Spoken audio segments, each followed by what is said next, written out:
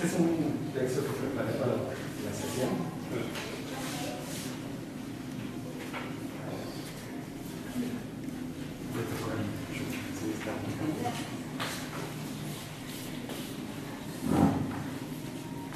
Bueno, bienvenidos al Café Filosófico. En esta ocasión vamos a tratar un tema que propuse al equipo, que es de los profesores ante el siglo XXI. Intento que a través de esto reflexionemos acerca de cuál es el papel del profesor en general y del profesor ahora, ¿no? en este tiempo. Seguramente pensemos o pensaremos si los profesores han cambiado mucho o hemos cambiado mucho de principios del siglo o ahora, ¿no? Hay una anécdota que dice, ¿no? Un maestro nos ponía esta comparación, ¿no? Si trajéramos a, no sé, a Newton a este siglo y lo metiéramos en un laboratorio de física, ¿qué es lo que él pudiera hacer, ¿no? Entonces a lo mejor él no podría hacer nada, ¿no? Porque todos los instrumentos que están ahí no los conocemos, ¿no? Pero si trajéramos a Comino en parte de la didáctica a este siglo, a un aula, es un espacio de trabajo donde no tendría ningún problema él para poder hacer lo que él sabe hacer, ¿no? Y esto nos debe reflexionar qué tanto hemos cambiado, qué tanto ha avanzado la docencia en todo este tiempo, ¿no?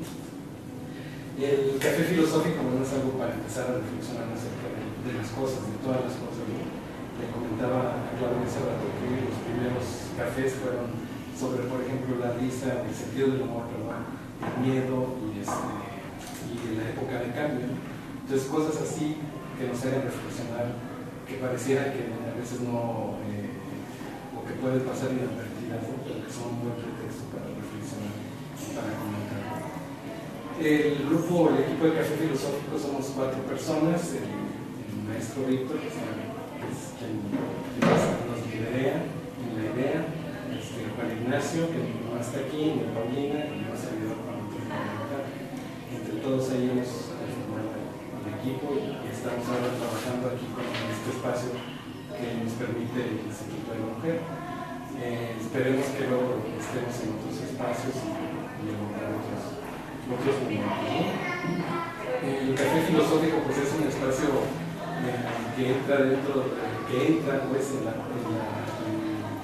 lo que se refiere a la filosofía práctica, ¿no? El principio de la filosofía práctica parte que más que enseñar a filosofía o más que estudiar la filosofía es mejor practicar la filosofía, es decir, filosofar. Y es precisamente lo que intentamos con el café filosófico, ¿no? Que se filosofe a partir de los temas que se proponen. El procedimiento para el café filosófico es el siguiente.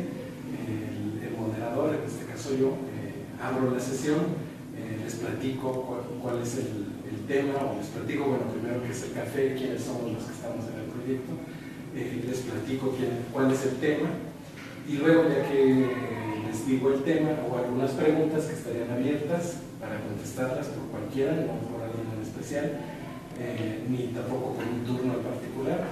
Como en la clase se levanta la mano, se pide la palabra, y les vamos a pedir, como no es la primera vez que muchos de ustedes se ven, yo ya los conozco a ustedes, que bueno, y que levanten la mano en su primera intervención, digan su nombre y luego ya hagan la intervención, ¿no? Para conocerlas. Y después, perdón, antes de que sea esto, de que tomen la palabra, cuando yo presento el tema, les voy a leer este texto que preparé para ustedes en esta ocasión.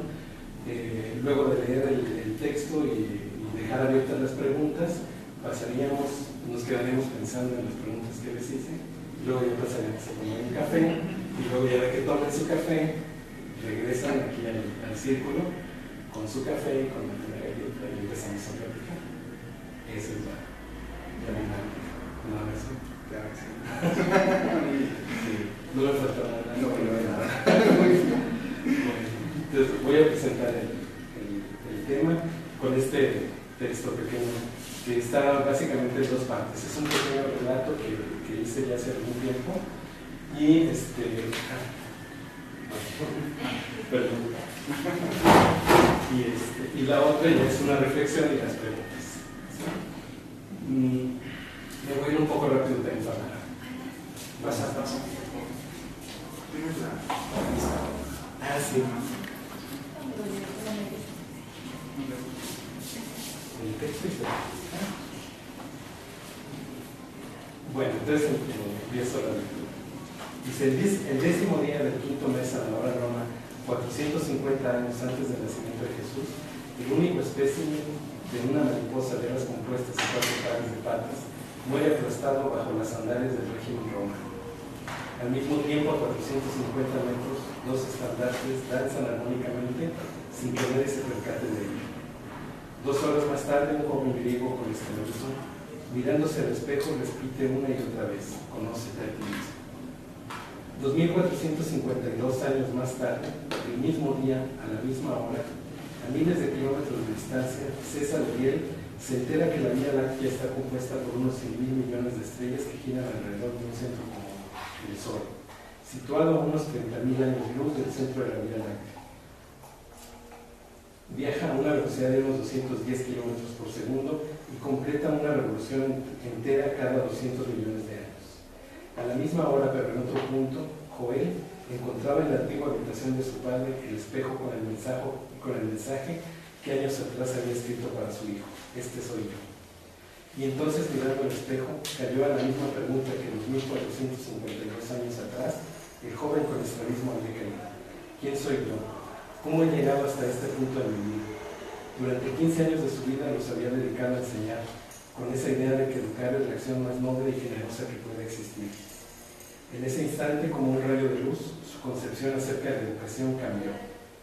Finalmente, esto de educar tiene que ver precisamente con eso de conocerse a uno mismo, porque con el conocimiento del yo se puede, si no llegar al conocimiento del otro o de los otros, sí entender cómo es que el entorno, entendido como las circunstancias sociales, económicas, culturales y geográficas, influyen en la construcción de las individualidades, en su interpretación del mundo y en el rol que les toca defender en las distintas circunstancias que les ofrece la vida. El 10 de octubre del año 2001, a las 10 horas con 45 minutos, una mosca azul de Madagascar aparece inexplicablemente en un basurero de París. En el otro continente, Raúl había sido expulsado del salón de clase. Decidió dejar pasar el tiempo en el patio de básquetbol, donde encestó 30 veces seguidas desde la mitad de la cancha sin un testigo a su alrededor. Después de ese día jamás volvió a jugar. Al mismo tiempo, Joel explicaba a sus alumnos el concepto de REM, región de espacio energética de manifestación probabilística electrónica. Mientras en su mente circulaban sus planes de construcción en su casa, la escuela donde estudiaría su hijo, la alumna de la primera fila, su concepto de fidelidad, la discusión que tuvo con el director 2 horas atrás, la invasión de los profesores a la Cámara de Diputados. Al mismo tiempo, en la misma aula, en la fila 3, Verónica escuchaba difusamente que es posible que un electrón gire en esta posición en este instante, mientras miraba fijamente su lápiz y a su mente acudía un cúmulo de preguntas. ¿Quién pensó que el carbón servía para bañar? ¿Desde hace cuánto tiempo? ¿Quién lo fundó en madera? ¿Quién inventó la palabra lápiz? ¿Quién inventó la palabra? ¿Qué palabras saldrán de este lápiz? ¿Qué nuevos conceptos se podrán generar de lo que este lápiz escribe? ¿Qué tuvo que pasar para que yo lo tuviera en mis manos? En ese instante, como un rayo de luz, su percepción del mundo y todas sus preguntas se derrumbaron ante una única respuesta: estoy frente a la eternidad. Pensando en la educación desde la perspectiva que generalmente se nos ha planteado, al grado de que la llamamos tradicional, si nos han planteado que la educación es así, hasta el grado que nosotros llamamos educación tradicional, como si fuera una tradición que la educación fuera así, ¿no? Dice, podría definirse como el proceso mediante el cual un sujeto que sabe,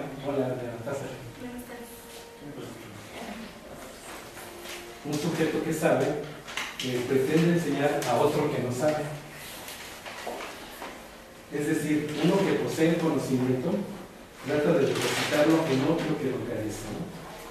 De lo anterior se deduce que en esta relación fluye un factor que finalmente se convierte en el protagonista y razón de ambos, el conocimiento.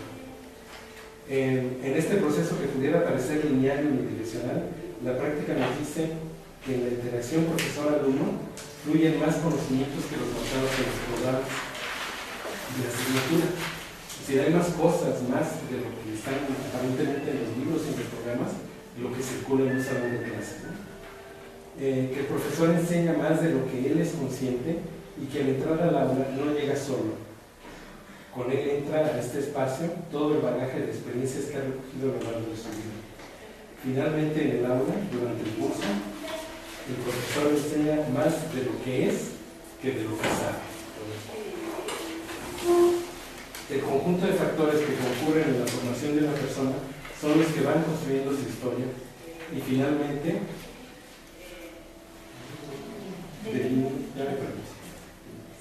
delinean los rasgos de su personalidad. Todos los humanos como individuos únicos e irrepetibles tienen distintas historias, tenemos distintas historias, ¿no? La formación familiar, los valores inculcados desde la infancia, nuestro entorno cultural, habilidades o carencias físicas, situación económica, formación académica, carrera laboral. Ello define de alguna manera el paradigma con el que el ser humano observará el mundo, la perspectiva con la que se irá al encuentro, descubrimiento y construcción del conocimiento. Y como todo ente, se convierte en un narrador e intérprete del mundo y del conocimiento, con lo que se asegura la continuidad y fluidez con que transcurre esta descripción conjunta del cosmos y al mismo tiempo construye día a día, segundo a segundo. Es decir, el profesor de alguna manera es alguien que ayuda a esta continuidad del mundo, ¿no? a ir siguiendo en la descripción que se hace del mundo, ¿no? Esta descripción del mundo para quienes ejercen la función de enseñar no es ajena al proceso de construcción histórica. Así que con el profesor dentro del aula están los padres, colegas, amigos, la pareja o el ideal de pareja, los hijos o el proyecto de familia, vecinos, compañeros de trabajo, alumnos anteriores, el ideal de alumno y de profesor, todo lo que nos ha formado y aspiramos ser, de manera tal que todos en su conjunto, reflejados en la personalidad del profesor, hacen la interpretación correspondiente del conocimiento y la forma de aprender. Y con todo esto yo me pregunto, les planteo estas preguntas, que están en dos partes, ¿no? Una como que para nosotros mismos, pensarlas hacia nosotros, y otras hacia la sociedad, ¿no? La primera de ellas, ¿qué papel han desarrollado los profesores a lo largo de nuestra vida personal? Es decir, ¿cómo han sido los profesores para nosotros en lo personal? Cuando escucho la palabra profesor, ¿qué ideas vienen a mi mente? ¿Qué clase de profesor me hubiera gustado conocer? Incluso diría, ¿qué clase de profesor me hubiera gustado ser o me gustaría ser? ¿Cuáles son las principales ideas que tenemos acerca de los profesores? ¿Cuál es la característica que ustedes creen que es indispensable que un profesor tenga? O sea, algo de lo que de plano un profesor no deba carecer, ¿no? O sea, podrá carecer de algunas cosas, pero algo que sea obligatorio, ¿no? Pensándolo así. ¿Cuál ha sido el papel de los profesores en el desarrollo de la sociedad? ¿Qué significados adquiere la figura del profesor en este inicio de siglo? Y todos sabemos lo que representa, lo que significa el inicio del siglo. Lo mencionamos a cada instante con cada discurso, ¿no? La velocidad de la información, los medios de comunicación, la aparente globalización o la definitiva globalización, en fin. Buenas tardes. Gracias. ¿Qué significados adquiere la figura del profesor en el derecho? ¿Qué tipo de profesor se requiere ante el desarrollo tan acelerado de la tecnología y la comunicación? ¿Quiénes son los actores de la educación en el siglo XXI? ¿El maestro, el alumno, los padres de familia? ¿Existe una educación de la educación? Es decir, los padres de familia educan a los hijos de cómo comportarse en el salón. ¿Qué implica la vocación de un maestro? ¿Cuáles son los límites del maestro en México? Es verdad que el concepto de maestro que la sociedad tiene tendrá que ver con el sindicalismo y factores políticos en los que se han vuelto para luchar por sus derechos. Aquí me planteo yo si ha tenido mayor repercusión hacia la sociedad, hacia nuestros ojos, lo que podemos ver a través del sindicalismo y de las noticias, de la figura reducida del profesor, de lo que puede tener en esencia.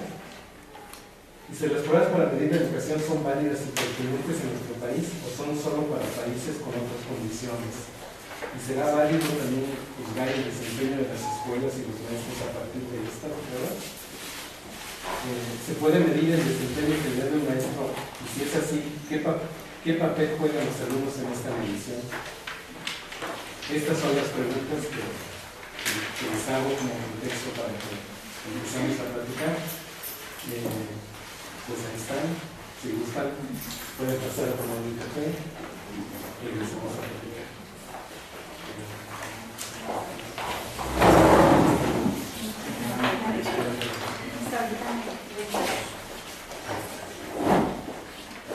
Se les da un poco de como unos 5 o 6 minutos para prepararse para que gustan para todo esto.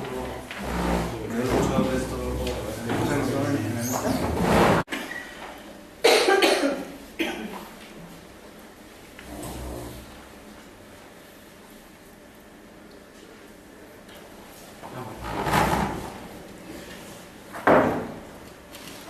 Bien, pues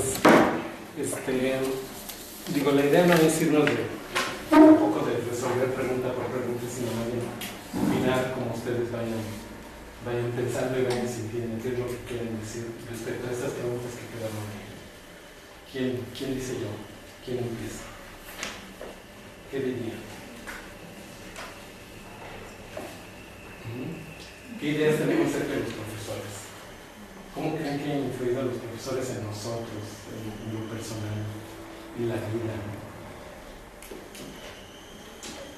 Sigue, Adriana. Bueno, yo no soy maestra, pero yo pienso que los profesores tienen un papel muy importante porque cuando yo estaba en la prepa, entonces yo estaba pasando por un momento difícil que separaba a mis papás.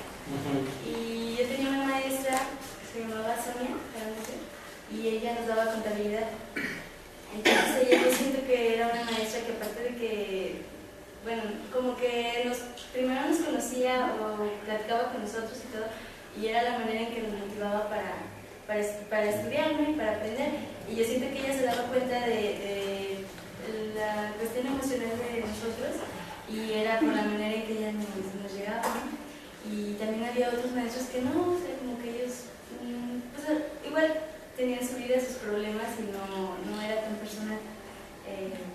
Pero esta maestra se veía como que disfrutaba su profesión, ¿no? Entonces yo creo que el maestro, bueno, no tampoco que sea psicólogo, pero muchas veces que tenga un poco más de humanismo, ayuda mucho a que uno pues, se interese más por lo que va a aprender. ¿Sí era más o menos por ahí? Sí, no. Digo, sí, eso digo, de hecho ese es el acercamiento que tienes tú hacia un profesor, ¿no? Digo, en un momento crítico de tu vida, el maestro ejerce una situación que te apoya o que te ayuda, ¿no? Pero también el maestro son más cosas, ¿verdad? Bueno. El humanismo, digo, sí. El humanismo, o esto que llamas humanismo, sensibilidad, a lo mejor le llamarán otros, es un elemento importante. ¿Será algo así como indispensable en todo maestro? ¿O qué opinas? Sí, yo pienso que el maestro es mucho más de lo que ahora se pretende encajonar, que desarrolle competencias, que se enfoque a español y matemáticas y a veces ciencias por las exigencias de la OCDE en cuanto a calidad educativa. Pero se está dejando de lado toda esa parte, toda la parte que Enlace no evalúa, toda la parte que PISA no evalúa, que es muchísimo más. El maestro es más, la esencia del maestro, pienso que es, bueno, no pienso, sino que de hecho tiene que estar fundamentada en el desarrollo integral del alumno, no nada más el desarrollo académico, el desarrollo humano, el desarrollo físico, psicológico, todo lo que integra al ser humano, no dejarlo nada más en cuanto a lo académico. Y desafortunadamente ahorita yo pienso que ya se desvirtuó la función docente. Ahorita ya, bueno, creo que no se pretende encaminar la educación hacia el desarrollo del del alumno en sociedad, hacia la convivencia en sociedad, sino que hacia el logro de competencias que le permitan obtener satisfactores, pero para cumplir ciertas metas, ciertos objetivos que están marcados ya de antemano por intereses empresariales, de ahí de las competencias. Entonces ya se desvirtuó, ya no va para el desarrollo en sociedad y la convivencia. Por eso ahora la convivencia se dejó tanto de lado que ya no importa si el alumno es pandillero, si son delincuentes y nada, o sea, que sepan español y matemáticas y que sepan ciencias y la convivencia en sociedad donde está. Bueno, mi punto de vista. Sería una de las cosas fundamentales esto, enseñar a vivir juntos, una de las funciones del maestro. ¿Pensamos que se le está pidiendo demasiado al profesor en estos tiempos? Yo creo que sí, que definitivamente se le exige demasiado al profesor. Una de las preguntas que a mí me llama mucho la atención es la de la vocación. Si un maestro realmente debe de tener una vocación, pero la verdad es que las circunstancias en la mayoría de los casos, o en muchos casos son las circunstancias las que han llevado a una persona a ser docente. Particularmente yo no soy egresada de la normal superior, ¿no? Y soy maestra desde hace 20 años. Entonces, particularmente digo, me gusta, creo que siempre me gustó, me incliné, y le sigo aquí por lo mismo. Pero yo me he dado cuenta que en otros casos ha sido como muy obligado, ha sido porque no he tenido otras oportunidades, salvo la docencia. Entonces mis características cambian, porque obviamente hay cierta frustración personal y eso se transmite a los alumnos, ¿no? Entonces yo no sé si sea necesaria una vocación como tal, pero sí creo que algo que no le puede faltar al maestro es cierta disposición, cierta, no lo diría como lo dice ella, humanidad, más bien apertura, ¿no? A ubicarme en el lugar en el que estoy y tratar de favorecer a quienes dependen de mí en ese momento, ¿no? A mis alumnos, digamos. Creo que sí se le exige mucho justamente por lo que dice la compañera, porque estamos obligados a los estándares, ¿no? A los indicadores, a las medidas, y entonces se está perdiendo, por esos estándares, por esos indicadores, se está perdiendo toda la parte, todo el trasfondo, ¿verdad? Toda la parte cualitativa del profesor, que en un momento determinado sí pudiera dar y expresar y ayudar más a su alumno, ¿no? Pareciera que ahora nos están guiando más obtener buenos resultados en el LAS, en el PISA, más que ser mejores profesores. Sí.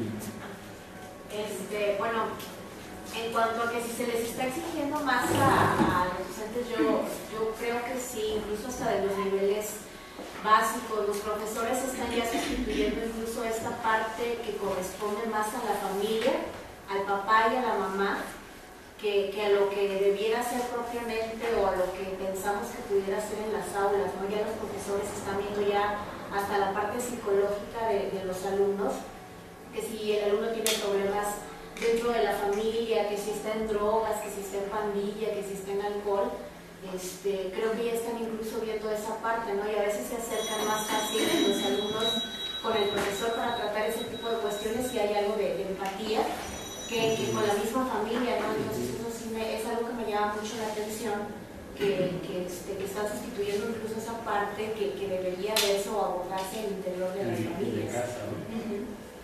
Y porque sí, creo que de hecho Pablo Latatí dice en uno de sus textos, ¿no? Dice, desgraciadamente, dice, el único adulto más cercano a los niños es el profesor en estos tiempos, ¿no? Entre que ahora tiene que trabajar papá, mamá y esto, el adulto más cercano que tienes es un profesor, ¿no?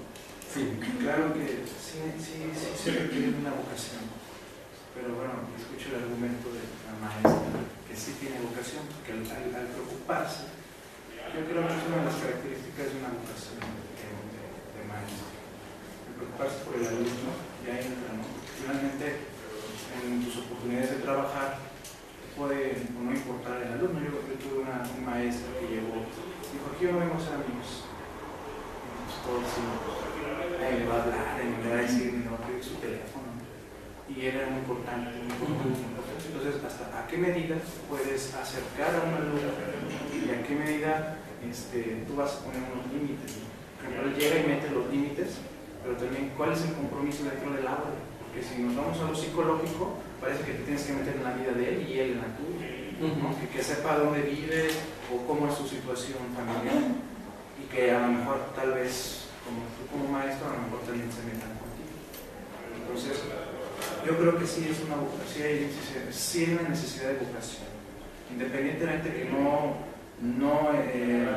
hayan nacido de la normal, o ninguna normal, como la superior también, o hayan estudiado, pero sí, si están enfrente del grupo ya hay un interés.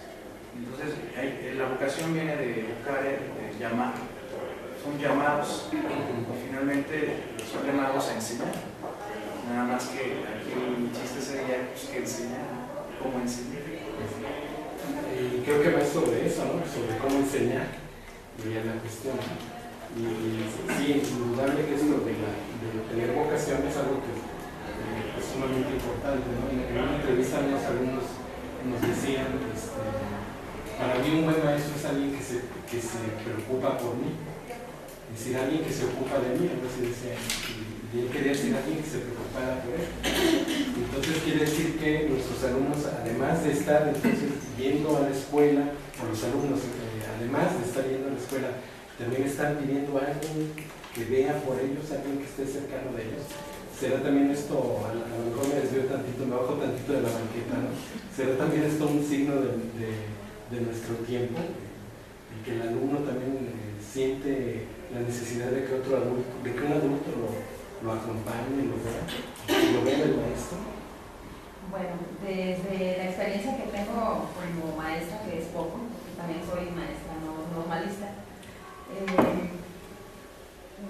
viene a mi memoria el recuerdo de los maestros más significativos, y creo que fueron básicamente más de la primaria que de cualquier otra época. Era un modelo tradicionalista, pero rígido, y sin embargo creo que eso de alguna manera sirvió para mi formación en algunos aspectos que a veces sigo replicando yo como maestra. No con esa rigidez de la varita de anillo con la que nos pegaban, pero sí creo yo que de alguna manera es como una característica que yo veo que es como necesaria en un maestro, como esa, no rigidez ahorita hablando de eso, sino como que ese respeto que a mí me llevó a identificar en ellos. Es decir, era el maestro. Podíamos acercarnos a él, pero como con esa tela invisible que puede separarnos, pero a la vez acercarnos. Y hablando también, retomando algunos puntos que han mencionado, creo que para mí la comunicación es muy importante.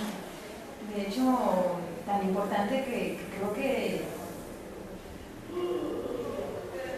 antes, ahorita y después, el hombre va a tener siempre esa necesidad de expresarse. De hecho, en este momento, ojalá todos nos expresáramos, yo esperaría eso, ¿verdad? Porque es como algo que ayuda como al ser humano a darse a conocer. Y viendo esa comunicación del maestro con el alumno, escuchaba justamente este sábado en una materia que la esencia de esa cercanía es como ese amor, pero un amor visto desde un punto educativo, ¿sí? En donde pues tiene que haber la intención, como mencionaba Víctor. Es decir, mi vocación tiene una intención, pero pues esta intención tiene que ser mutua, porque si el otro no tiene la intención, el alumno que no fluiría el conocimiento o el aprendizaje. Y yo creo mucho en eso, creo mucho en ese amor que hay en esa relación, porque realmente es como incluso una relación intencional.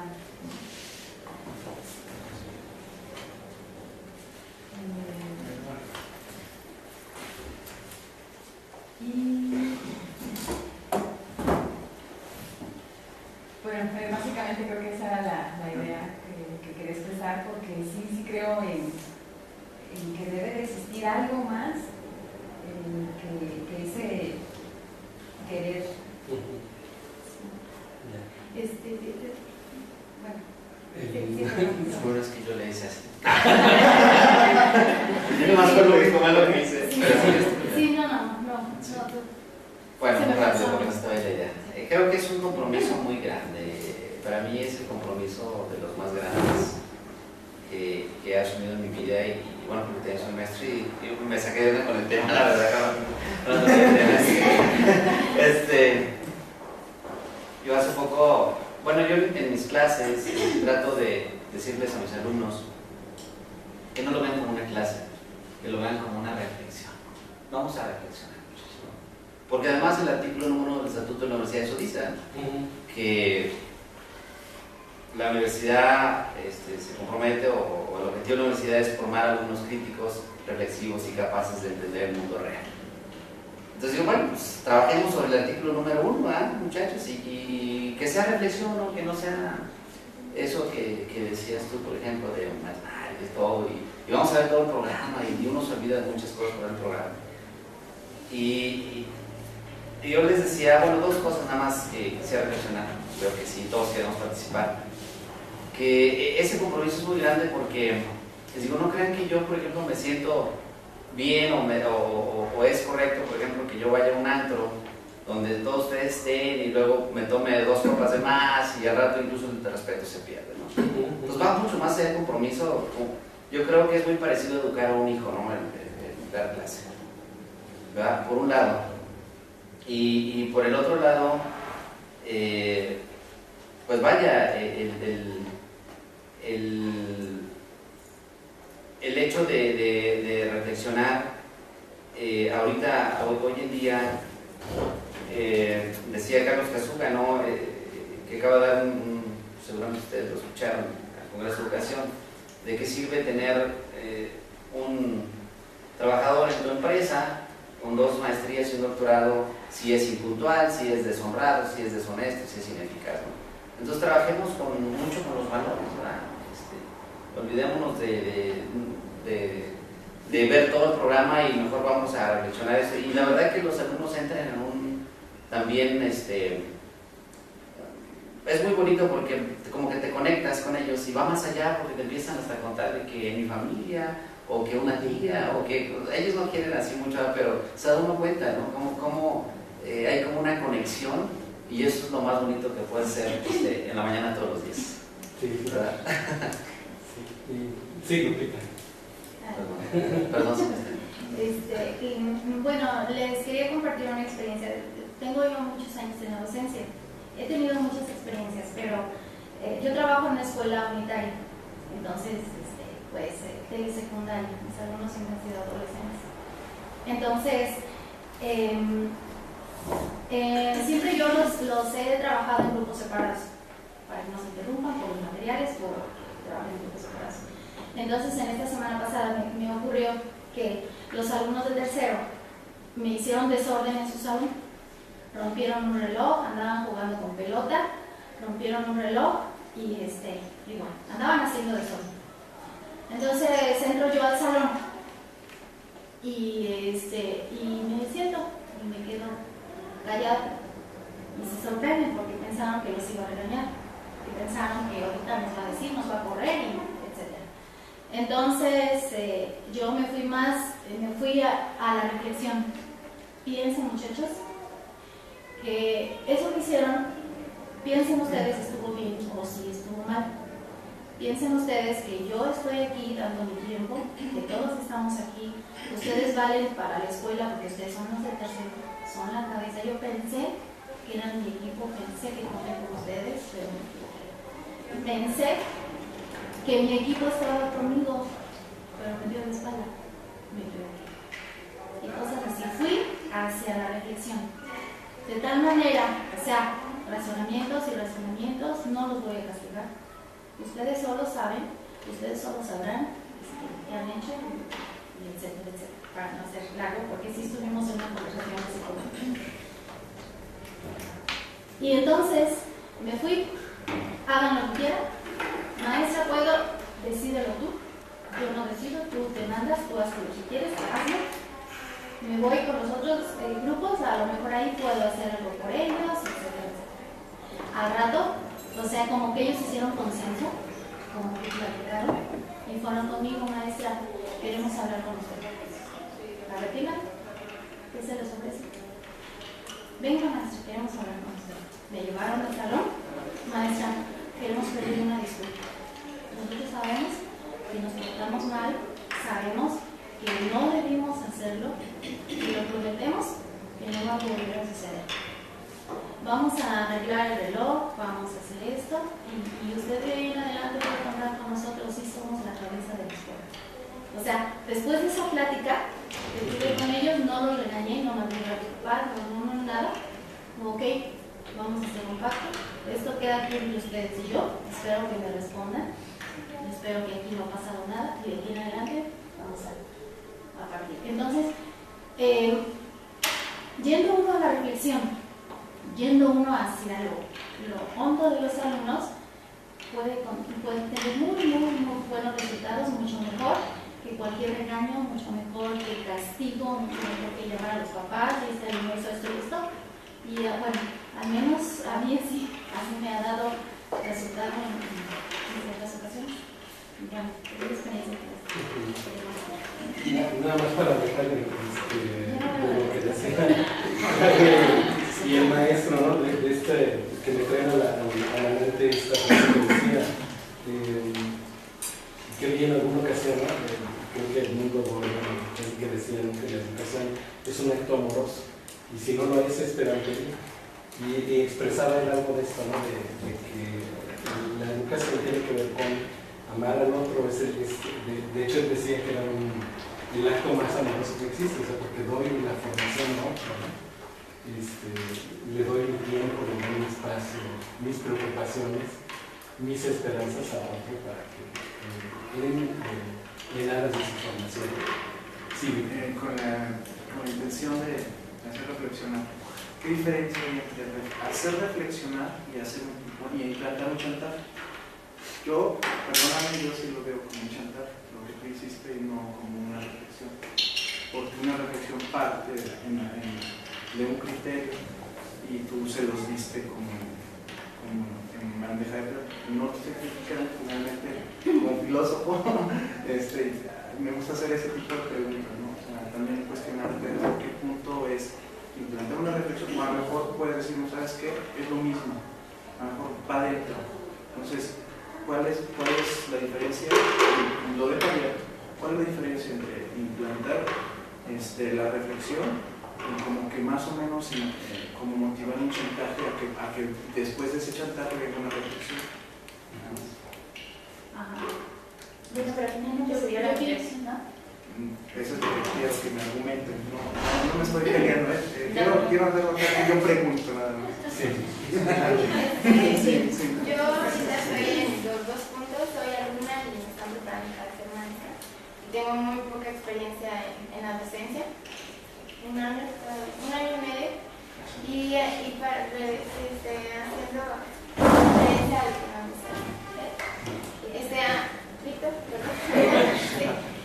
a uno como maestro nos enseñan a hacer estrategias. Todo lo hacemos con alguna intención. Entonces yo creo que más allá de chantaje es algo que te funciona en el aula, de que decir, si no vamos a regañar, voy a hacer esto. Tal vez sí fue un chantaje a lo mejor, pero al fin se logró al no llegar a la violencia en el aula, sino de que ellos mismos tomaran conciencia. Entonces yo creo que todo lo que hacemos dentro del aula, quiero pensar que lo hacemos con alguna intención y algún fin y un objetivo de decir, bueno, voy a hacer esto, para mi objetivo es esto, bueno, esta va a ser mi intención para lograrlo.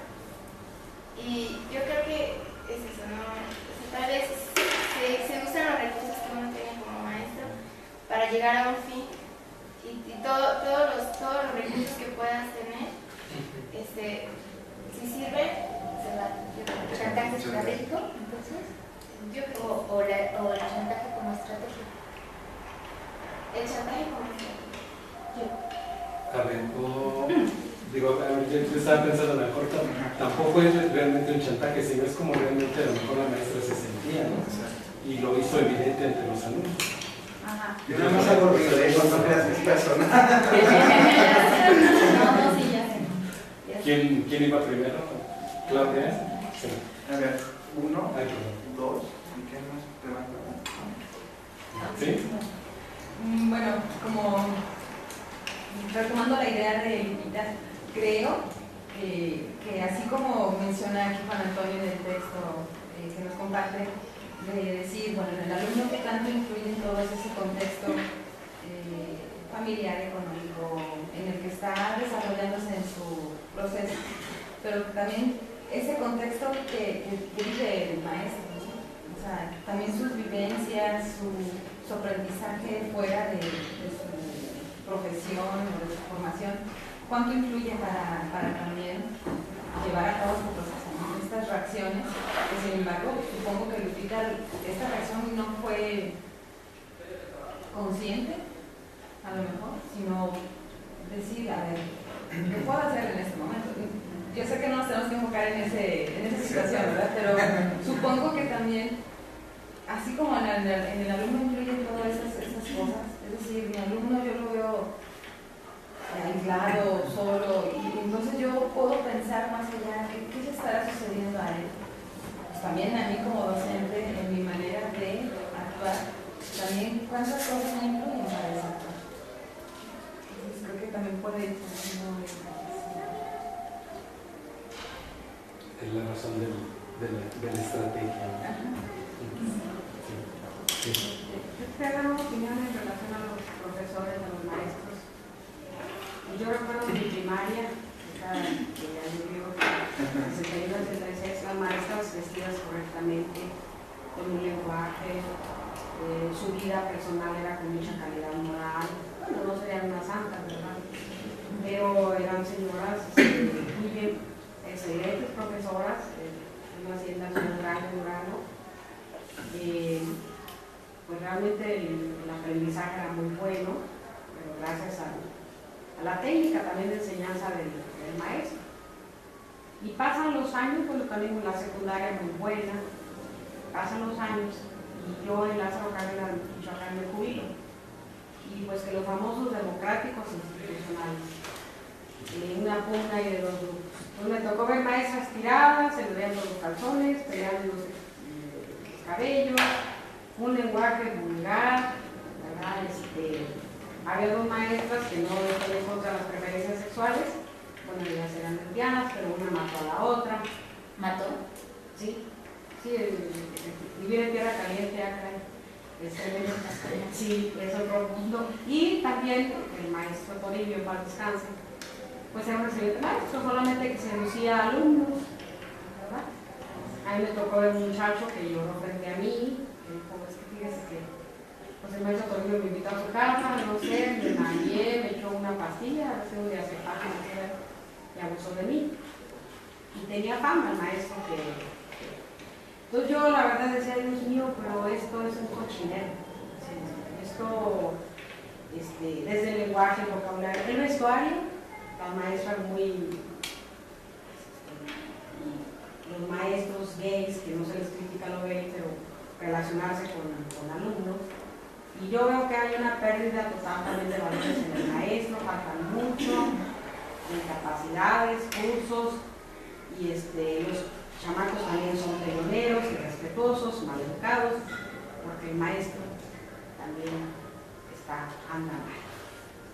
Esa es mi opinión. También oiga maestra, es que no da bien las matemáticas, también en la pedagogía, o sea, yo considero que esto es estamos en educación. Sí, pero no todos, o sea, no todos los maestros están cortados con la misma tijera. Ay, perdón, ¿quién seguía? No, no sé. Y después. Es que creo que ya habías asignado No, lugares. será 1 y 2. Sí, no hay que generalizar, o sea, no todos, ¿verdad?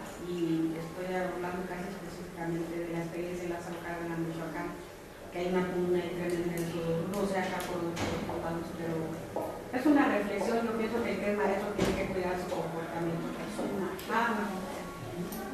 Sí, ahora sí.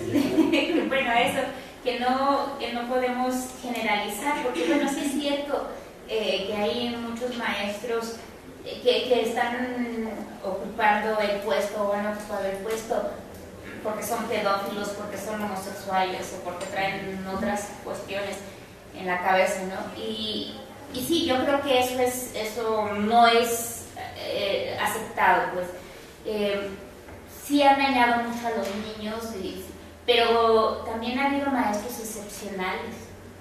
Entonces, como que también es cuestión de ver las dos partes. Yo creo que nosotros iniciamos ahorita así como que viendo la imagen del maestro profesionista, el maestro que cumple lo que debería de ser, pero sí es cierto, está la parte oscura del maestro, ¿no? O de algunos maestros.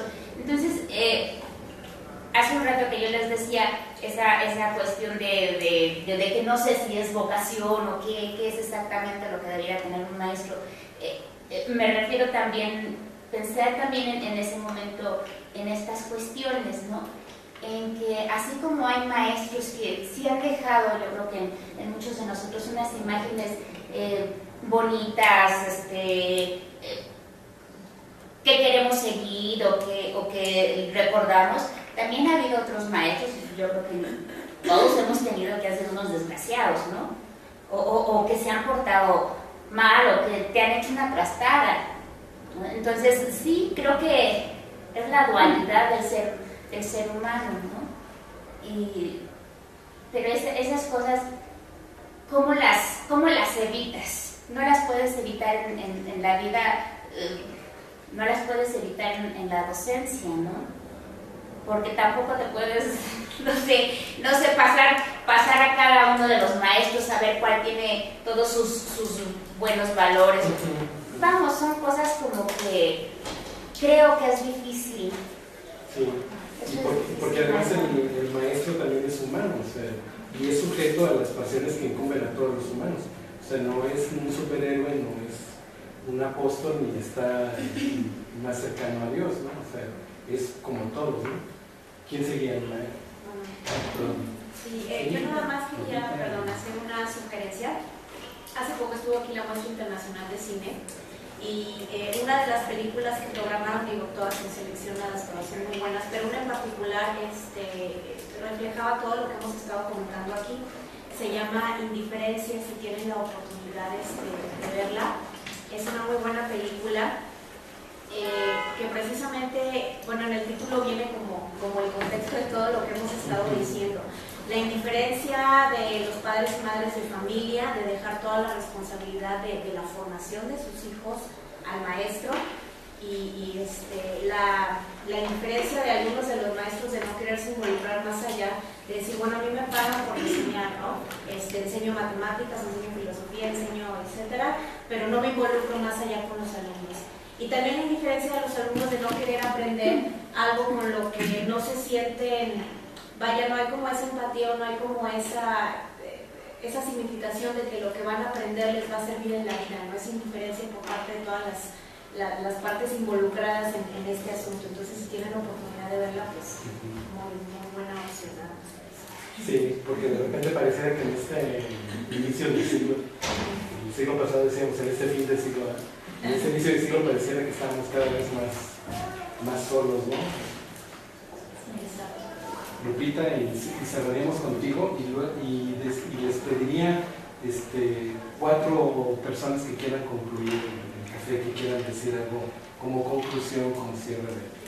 ¿Sí?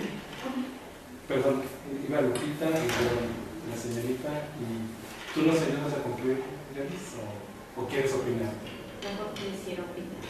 Entonces, Lupita, la señorita y Joyce. Sí, bueno, nada más en relación a la vocación. Bueno, para ser maestro, de hecho sí se requieren ciertas cualidades, aunque no una vocación específica que si te vas por otro lado vas a fracasar. Sí se requieren ciertas cualidades innatas que debe de tener el docente.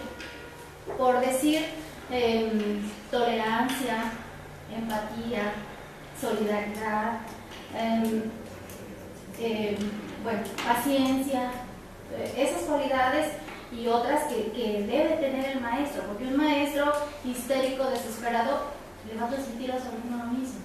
Un maestro impaciente le va a transmitir la impaciencia al alumno, pero a fin de cuentas, cuando una persona por azares del destino ya se metió a la docencia y ya tiene años y años trabajando ahí, va construyendo su vocación, va construyéndola con estrategias, claro, siempre y cuando le interese y tenga empeño, porque hay personas que nunca la construyen. Se llega el día de la jubilación y la frustración ahí está.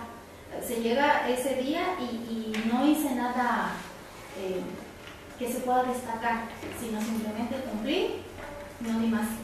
Entonces, hay personas que sí la construyen y hay personas que de hecho de manera innata sienten la vocación hacia la docencia.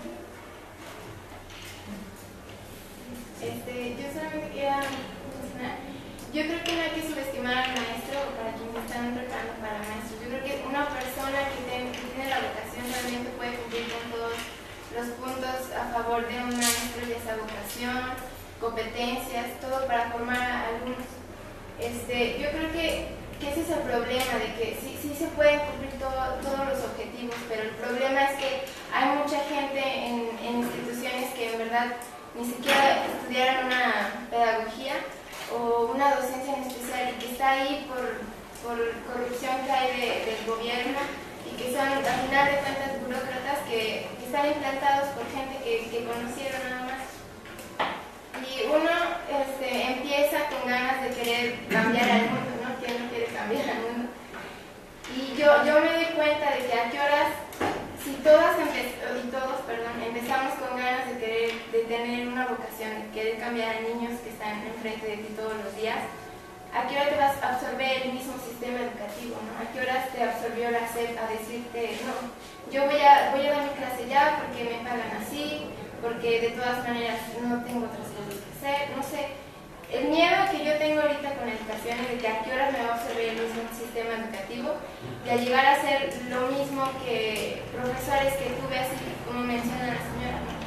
A que no tener vocación, a perder mi vocación y hacer las cosas por hacerlas y ganar dinero. Lo que es El problema es de... es la verdad. No, pero creo que sí es empezado por el gobierno, de que yo creo que sí deberían ir así a las escuelas y decir, no, sí, no, que nos quedemos con dos profesores, pero al menos avanzar. Yo lo que quiero decir es que el maestro sí es más que solo, a mi juicio, más que solo transmitir conocimientos, pero tampoco hay que irnos de lo que no si no va a pasar lo mismo que nos pidieron los psicólogos, que el papá, que el amigo de los hijos, y luego quién era el papá, si no todos los papás eran amigos, ¿verdad? Entonces igual con el maestro, no perdernos de que sí hay que estar ahí cuidado, que sí hay que tener una cierta sensibilidad, pero nunca debemos de dejar de ser el maestro. Tenemos que tener una autoridad, tenemos que pues que sea la cabeza del salón. No por querer estar cerca del alumno voy a dejar de lado los contenidos, voy a dejar de lado un programa. Yo lo que tengo que hacer es ir a dar mi clase, pero estar al pendiente de mis alumnos, si veo por ahí alguna alarma, algo, pues tratar de acercarme, ¿verdad? O si no, el mismo alumno pues te va a buscar y te va a tratar de acercar, y en ese momento de que se acerque tú debes de estar abierto pues a lo que te digo.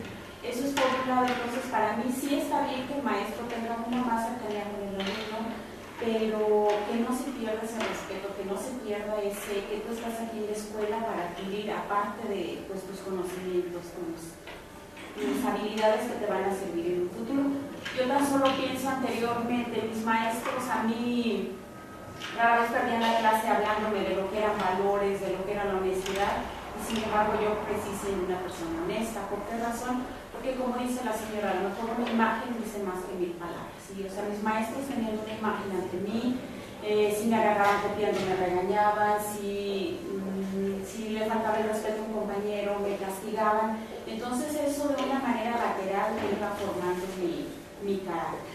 Eso es por un lado. Y por otro, que sí, pues desgraciadamente, aunque sí es importante y aunque es bueno que los maestros seamos sensibles y todo, pues es algo con lo que no se nace. A lo mejor no todos los maestros lo tenemos, a lo mejor se tiene que ir desarrollando poco a poco y pues yo por ese lado quiero hacer un trabajo. ¿Cómo hacerle para que el maestro vaya adquiriendo esas habilidades de tener un poquito de masa con los cursos?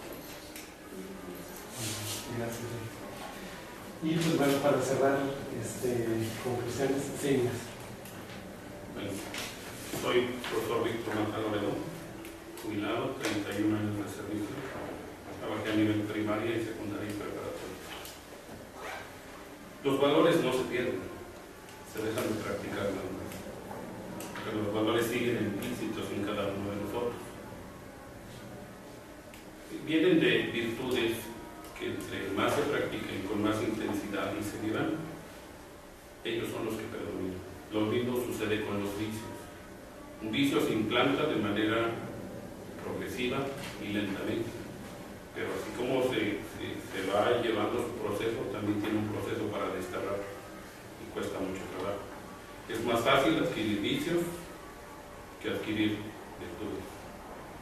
Inclusive hay una reflexión que yo hago, que cuesta más trabajo, salir del trabajo o salir de la flojera.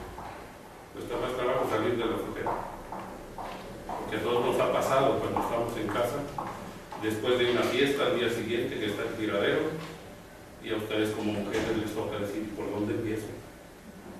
Y mientras más le piensan por dónde empiezo, se pierde el tiempo.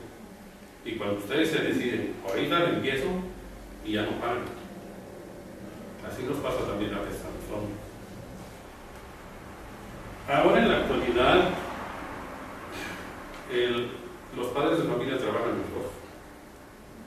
Y antes no. Antes se quedaba al cuidado la mamá y el papá era el que traía el sustento de él. Y ahora los dos, ahora el niño o la niña, se quedan encargados en guarderías que antes no existían. Antes existían los abuelos, existían los tíos o las tías. Y ahora ha cambiado, el maestro también tiene que ir cambiando y tiene que ir adaptarse a los nuevos tiempos de la tecnología. Pero el papá, que tiene hijos y los manda a la escuela, nos cataloga a todos por igual, no tiene diferencias. Y siempre dice, es que ustedes maestras, todos son iguales. Ese es el concepto que tiene. Porque por unos, como ella lo dijo, de sus compañeros, la llevamos todos. Todos vamos inmersos en el mismo. Y cada uno de nosotros tiene que hacer la diferencia para cambiar, para que la gente no crea que somos iguales. Yo durante el tiempo que trabajé ese era el primer problema que tenía. Porque los alumnos me decían, es que usted va a ser igual que todos. De reto a que yo no voy a ser igual que todos. Y eso también me traía consecuencias con mis compañeros. Porque si tú, ¿por qué eres diferente? Por tan simple, somos personas totalmente diferentes. No podemos ser iguales. Desde ese punto filosófico ya somos distintos. Desde el punto de vista de la creación también. Pero también en el trabajo no somos iguales. Y las formas de manejar un grupo son distintos para cada uno de nosotros. Siempre somos muy dados a ser los mejores pedagogos estando fuera del grupo. Porque siempre decimos, yo hubiera hecho esto en lugar que tú hiciste eso. Yo lo hubiera hecho más, yo lo hubiera corrido, yo lo hubiera hecho. Pero cuando vives el problema es tuyo.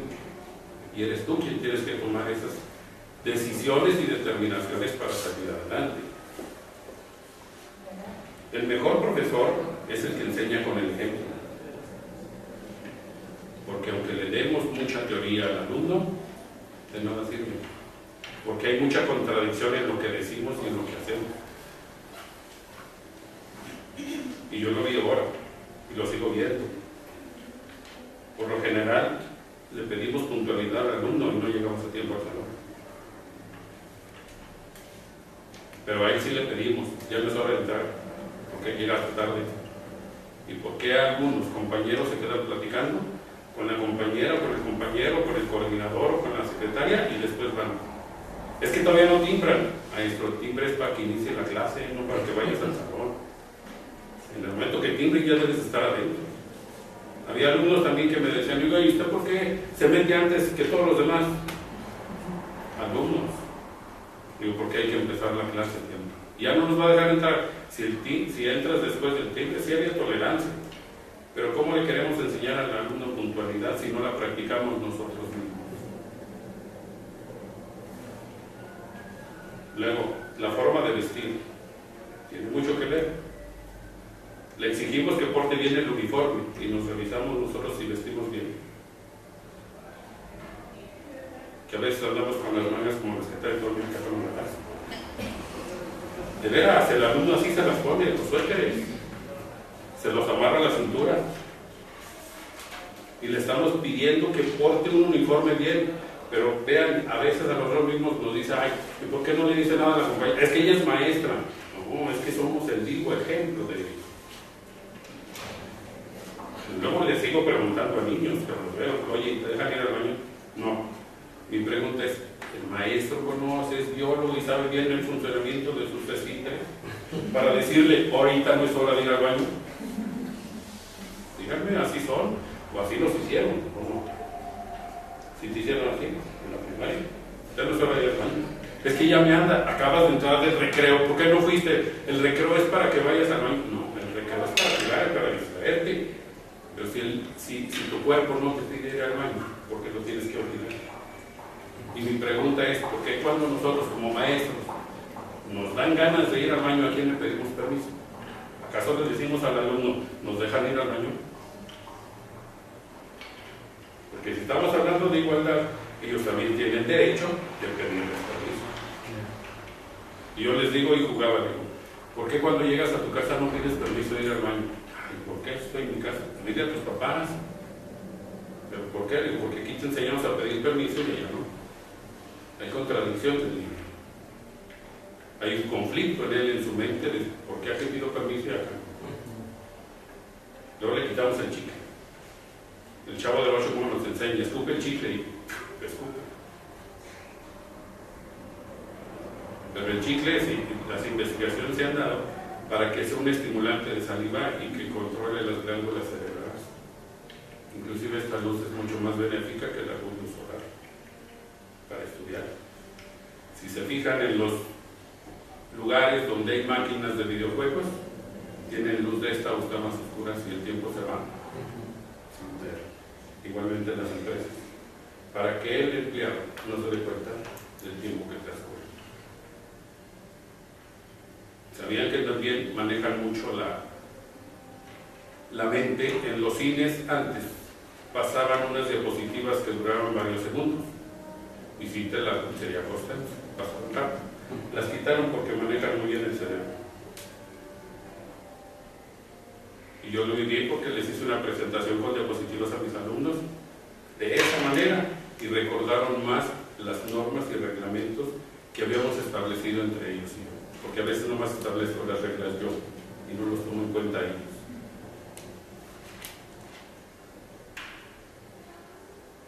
Hablaban del abuso, en todos lados se da. Asistí a talleres en Puebla, Querétaro, Guanajuato, aquí en San Luis Potosí, con madres religiosas. Me interesó mucho sobre el abuso sexual infantil.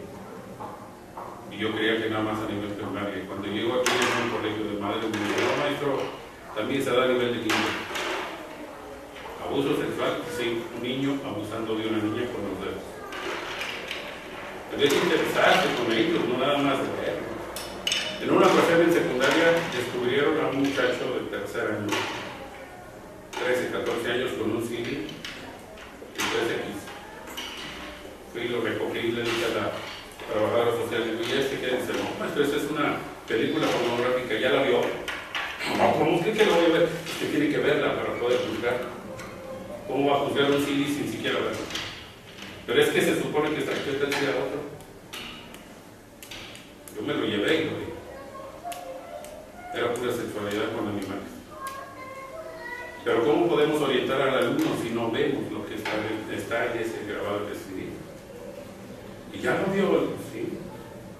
Lo tenemos que ver desde otro punto de vista, un punto de vista ético, profesional, pedagogo y filosófico y sexual. Hablaban hace rato de cómo se interesa el maestro. Hay muchos tipos de maestros. Hay los que no les interesa nada, que nada más llegan, checan y se van. Hay de todos. Pero no nada más en el magisterio, también en los sacerdotes, también en los abogados, también en los médicos. Somos seres humanos, positivos y negativos. Lo que pasa es que siempre tratamos de tapar lo negativo. Y en los niños hay que enseñarlos a denunciar. Porque el abusador sexual o el que acusa a los niños los busca porque son muy tímidos, porque son niños que no son muy comunicativos. Estuve en Puebla y unas maestras de Oaxaca tenían unos muñecos para trabajar en derechos humanos con los órganos genitales. Yo no estuve a punto de comprarlos, pero lo primero que pensé, y si los llevo a San Luis Potosí, ¿podré exponerlos en una clase con los niños?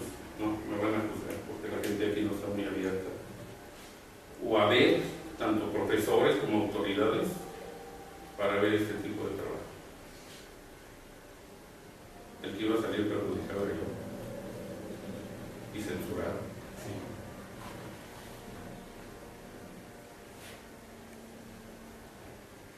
No solo el profesor debe controlar las pasiones, sino el hombre en general. Porque llegamos a los salones con problemas, somos seres humanos que tenemos problemas. Pero a veces hay que dejarlos allá afuera para entrar al salón y tomar otra actitud. Somos artistas de teatro y a todos lo hacemos. Si se fijan, cuando van las mamás que están platicando con ustedes, maestras, tienen una cara de mucha amabilidad, voltean y la cara cambia con el hijo, se transforma totalmente. ¡Ya te dije que no! Sí, maestra, ¿y luego? Vean qué cambios hacen de cara. ¿Dónde aprenden los niños a mentir? En la casa. Tocaron. Hija, dile que no estoy. Ahí está presente. Las virtudes se enseñan desde niños. Y si no lo aprovechan, después se batalla mucho. El orden empieza a los 3 años. Y fíjense bien, si son mamás, se acordarán de sus hijos o de los niños. Para que se entretengan, porque es mucho trabajo, le tiran los juguetes. Entretente, juega. Mientras ustedes hacen otras actividades, o no está el papá. Porque nosotros como hombres somos más intolerantes, no lo soportamos tanto como ustedes. Pero luego ya que se aburre el niño, ¿qué hace? Se va y se entretiene en otra cosa y sus juguetes quedan ahí. Pasan ustedes, se tropiezan, recoge sus juguetes. Ahí está. Pasan otra vez, te dije que lo recogieras, ¿a qué horas? Ya mero. Y ahí voy, y eso no se llega. Al final de un determinado tiempo, ¿quién termina recogiendo los juguetes? Las mamás. Así es. ¿Qué entiende el niño? Que tiene una empleada, que no es la mamá. Y si usted lo recoge, entonces le está enseñando a su hijo desde ese momento que no hay orden. Que él tiene a alguien que los va a recoger. Y esa consecuencia después, a los 10 años, cuesta más trabajo enseñarle el orden cuando a los 3 años no se lo puede inculcar bien. El respeto a las drogas. No las tienen que buscar fuera de la casa, ahí están en el hogar. Y no me va a decir que no. Se pintan las uñas. ¿Sí? Se pintan las uñas. Ahí está el esmalte, huélalo, échese unos toques de esmalte. Ahí está la droga. ¿Sí o no? Ahí está la droga. Alcohol, ahí hay. Ahí están los enchufes, donde están los contactos.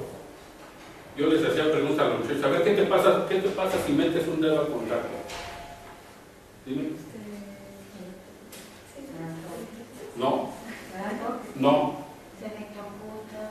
¿Pero qué te pasa? Te mueres. ¡Te mueres! No, no te mueres. O sea, la cosa es decirle al niño lo que pasa. ¡Te mueres! Hay que aprender a respetarlo.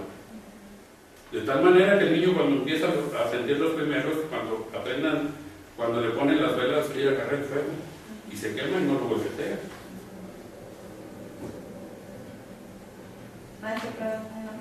No nomás con el esmalte, también cuando están pintando. Ya ve cómo tienes como está el vino, también que hay más drogas ahí. O sea, Está el vino, ¿cuántas veces no tenemos botellas de vino ahí? Cervezas. hay niños Que al alcance de nosotros los puede tomar. Maestro, perdón, creo que va a haber otra actividad aquí para cerrar. El reto es enseñar y trascender. Porque si nada más enseñamos y no trascendemos, no dejamos huella. Y aquí oí algunas maestras que decían y recordaban a sus maestros. Porque ellos trascendieron en cada uno de nosotros, dejando una semilla sembrada y que va a germinar, pero no sabemos en cuánto tiempo. Puede ser en un día, o puede ser al paso de los años, cuando te acuerdes, y cuando menos esperes, esa semilla germina. También tenemos que saber controlar nuestras emociones, porque si llegamos fatigados, si llegamos a tener un desenlace con la pareja, no llegamos igual a la mitad. O si discutimos con nuestra pareja, con nuestro esposo, con tus hijos, llegamos igual. Y los alumnos están iguales. Hace rato decían que le dicen o le tratan de enseñar, pero la pregunta es también saber, ellos saben cómo nos están percibiendo, cómo nos escuchan, cómo entendieron lo que yo quiero arrancar de ellos, porque yo quiero obtener de ellos. Me pongo a experimentar un poquito qué es. El cambio está en cada uno de nosotros. Si yo cambio, debo de olvidarme, aunque los demás no quieran cambiar. Pero el cambio está en mí, no está en cada uno de ustedes. Si yo quiero cambiar, yo voy a cambiar por mí. Pero no debo esperar que ustedes cambien. Hay un cuento donde un joven paseaba por la playa y las estrellitas del mar salían. Y cada vez que encontraba una, la regresaba al mar.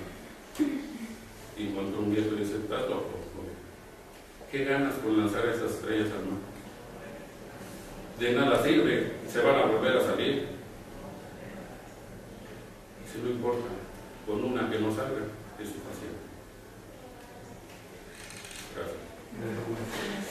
Bien, pues les agradecemos que hayan estado aquí con nosotros y pues con todas estas reflexiones que nos vamos acerca de la profesión de ser docente. Yo creo que definitivamente lo más difícil es, creo que Freud lo decía, ¿no? Si hay una tarea imposible es psicoanalizar y educar.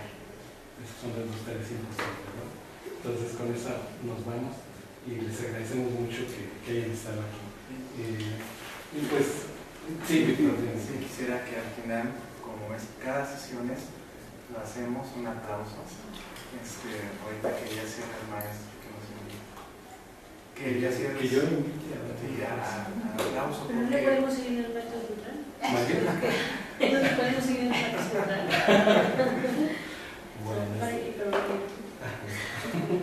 Bueno, pues les invito a que nos demos un aplauso por nuestro...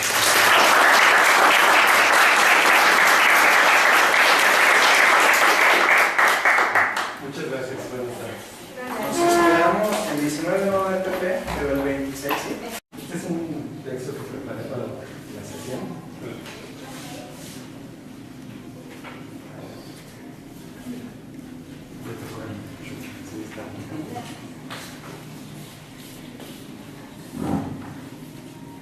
Bueno, bienvenidos al Café Filosófico. En esta ocasión vamos a tratar un tema que propuse al equipo, que era de los profesores ante el siglo XXI. Intento que a través de esto reflexionemos acerca de cuál es el papel del profesor en general y del profesor ahora, ¿no? en este tiempo. Seguramente pensemos o pensaremos si los profesores han cambiado mucho o hemos cambiado mucho de principios del siglo o ahora, ¿no? Hay una anécdota que dice, ¿no? Un maestro nos ponía esta comparación, ¿no? Si trajéramos a, no sé, a Newton a este ciclo y lo metiéramos en un laboratorio de física, ¿qué es lo que él pudiera hacer, ¿no? Entonces a lo mejor él no podría hacer nada, ¿no? Porque todos los instrumentos que están ahí no los conocemos, ¿no? Pero si trajéramos a Comín al parte de la didáctica, a este ciclo, a un aula, es un espacio de trabajo donde no tendría ningún problema él para poder hacer lo que él sabe hacer, ¿no? Y esto nos debe reflexionar qué tanto hemos cambiado, qué tanto ha avanzado la docencia en todo este tiempo, ¿no?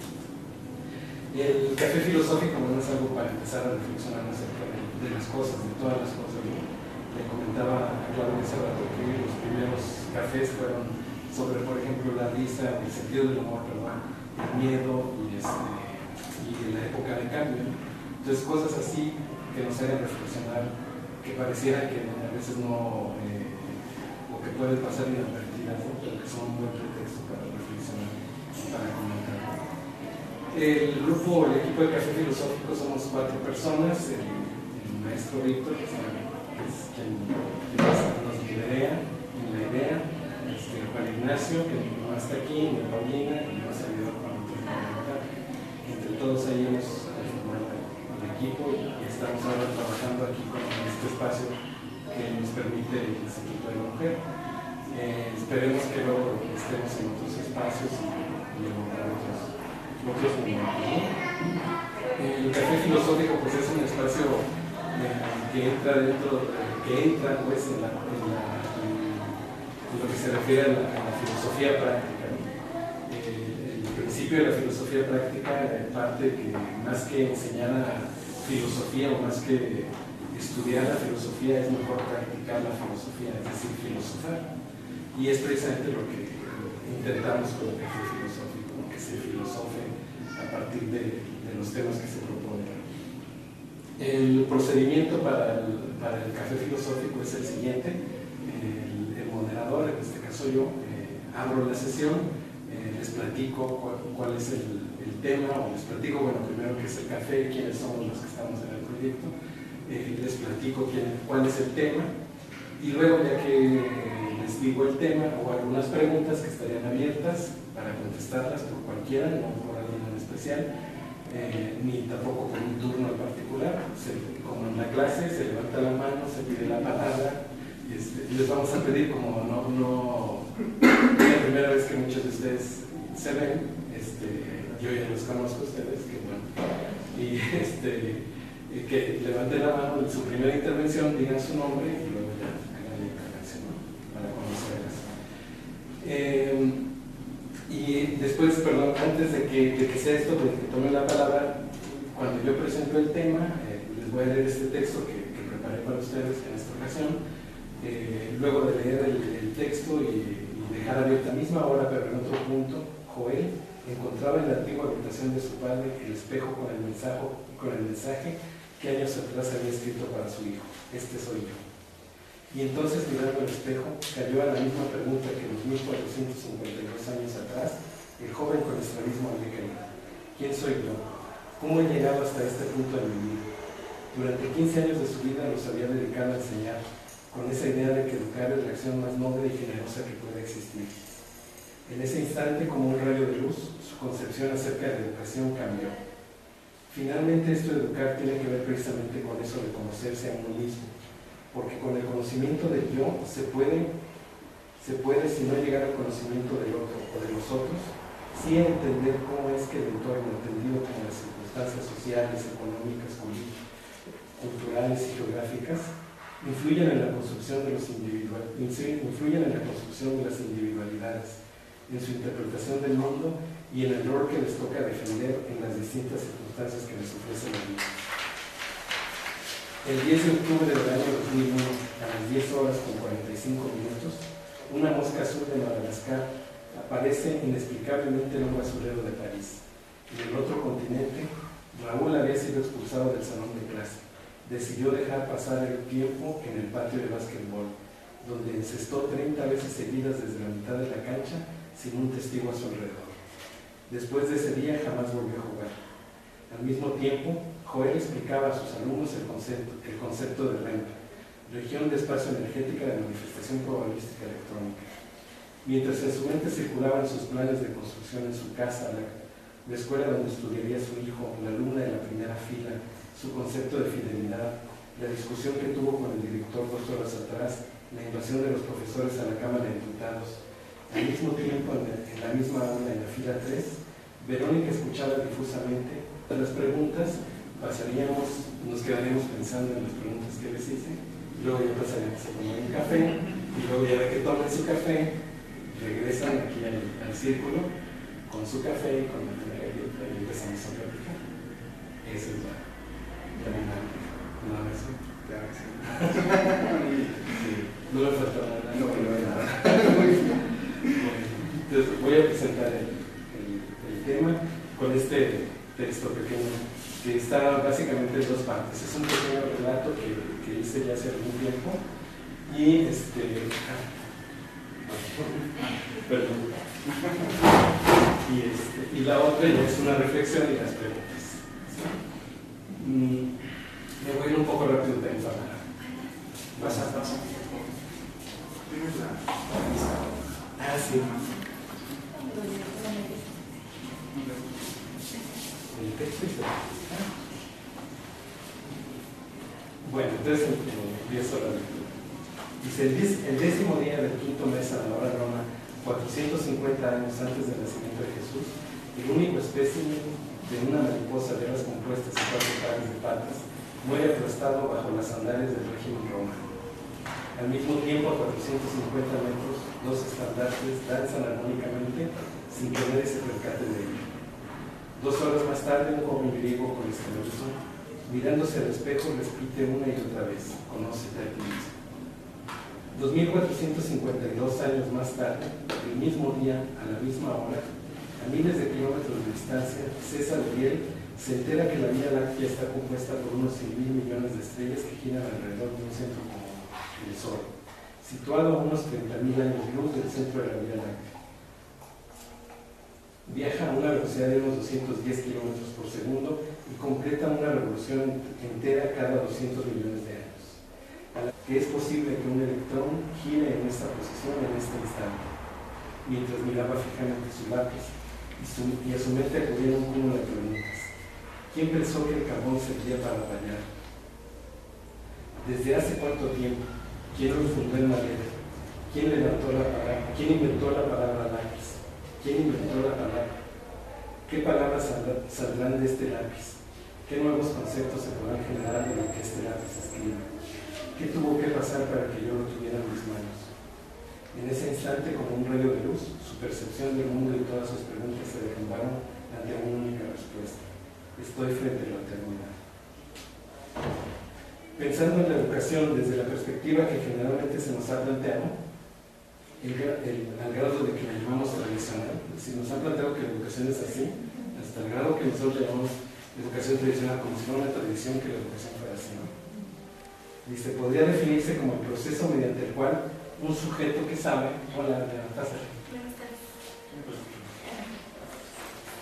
un sujeto que sabe pretende enseñar a otro que no sabe.